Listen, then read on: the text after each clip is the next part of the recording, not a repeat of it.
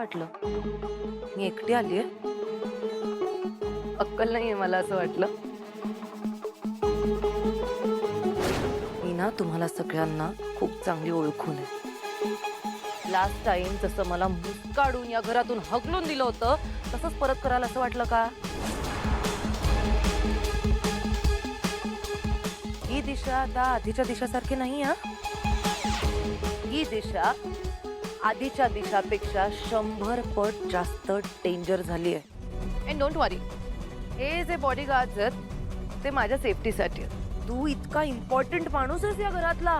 Kirloskar group of कंपनीजचा CEO आहेस तू. तर आदित्य किर्लोस्कर, तुला या बॉडीगार्ड्सच्या हातून मारलं तर बरं नाही दिसणार ना ते.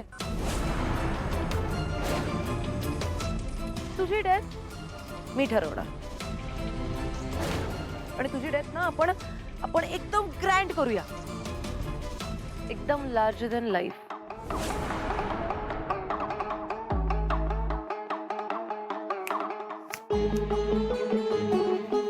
तुम्ही सगळे सावध राहा एकदम. दिशा आली आहे आणि हो, मला लाईटली घेऊ नका.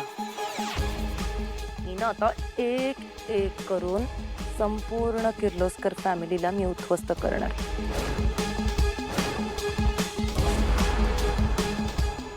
तुम्ही माझ्याकडे पदर पसरून मरणाची भीक मागाल, पण तुम्हाला इझिली मरू सुद्धा देणार नाही. ए अहिल्या, खूप बोलत असतेस ना. तुला कोणीच हरवू शकत नाही. बघ, आता जागेवर 2 झटके तर दिले मी तुला. एक, माझी नवीन कंपनी उघडल्यामुळे तुमच्या कंपनीचा सेल पूर्णपणे डाऊन झालाय. आणि सेकंड, हे आज मी टेंडरही मिळवलं. बघा बाबा, आता तू हार स्वीकारण्याची सवय लावून घे.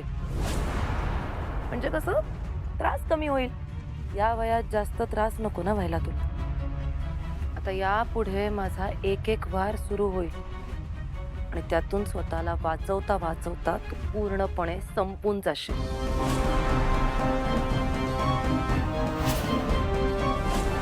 खूप बोलत असता ना तुम्ही.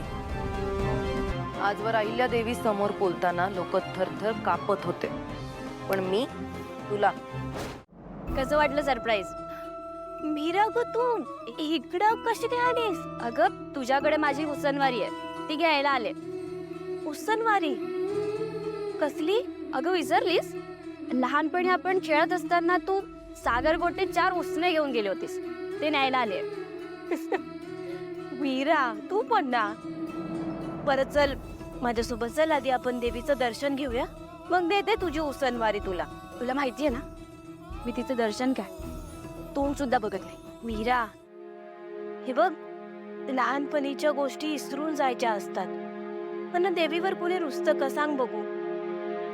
तू चल माझ्यासोबत देवळात. हे बघ, मी लहान होते म्हणून रुसले नव्हते. तूच बघ ना, मी इतकी मोठी झाले पण अजूनही मला माझी बहीण भेटली नाहीये. मला खात्री आहे मीरा, देवी एक दिवस नक्की तुझ्या बहिणीसोबत तुझी भेट घडवणार. तू चल माझ्यासोबत. जोपर्यंत मला माझी बहीण भेटत नाही ना, तोपर्यंत मी तिचं तोंडही बघणार नाही, असा पण घेतलाय. मीरा, येते मी. काय झालंय काय? आत्या, मला ना काहीतरी चुकल्यासारखं वाटतंय. मला माहित आहे, त्या अनुष्का मॅडमचा या घरात येण्याचा हेतू अजिबात चांगला नाही. त्या या घरावर, घरातल्या माणसांच्या वाईटावर टपून आहे. पण मग हे समजा असं एकदम कसं काय होऊ शकतं? म्हणजे एकावर एक संकट कसे काय येऊ शकतात? भारू बाळा, हळू बोल. मग तू बोलतेस ते खरं जर नसलं ना, तरी अनुष्का मॅडम या घरच्या होणाऱ्या सुनबाई आहेत. सावित्री आत्या, तुम्हाला तर माहीतच आहे ना, अनुष्का मॅडमनी मला उघड उघड आव्हान केलंय की त्या या घराला बर्बाद केल्याशिवाय राहणार नाही. मला हे कळतच नाही की अनुष्का मॅडम या घरातल्या माणसांच्या वाईटावर का आहे. त्यांच्या मनात या घरातल्या माणसांबद्दल एवढा राग कशा पायी आहे. म्हणजे मला ना असं वाटतं की समध्या गोष्टी हातातनं निसटत चालल्या. बघा ना सावित्री आत्या, तिकडं प्रीतम सरांचं किडनॅप होणं, त्यांना वाचवायला हरीश सरांचं जाणं. तेच हरीश सर ज्यांना मी माझ्या आयुष्याचं सत्य सांगितलं होतं ना, ते समजा ऐकून ते घर सोडून निघून गेले होते. काय?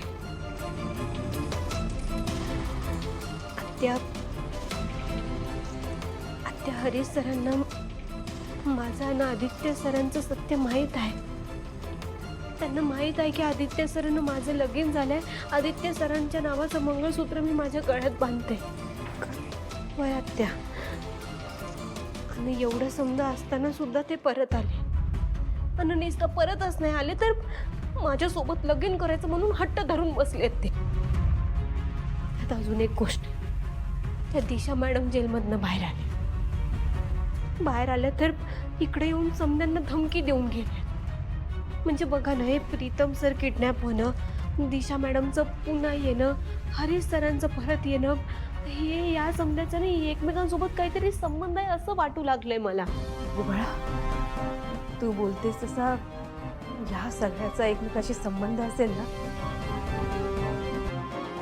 तर ही खूप मोठ्या अशुभाची चाहूल आहे. यापुढे जे काही घडेल ना, ते खूप भयानक असेल.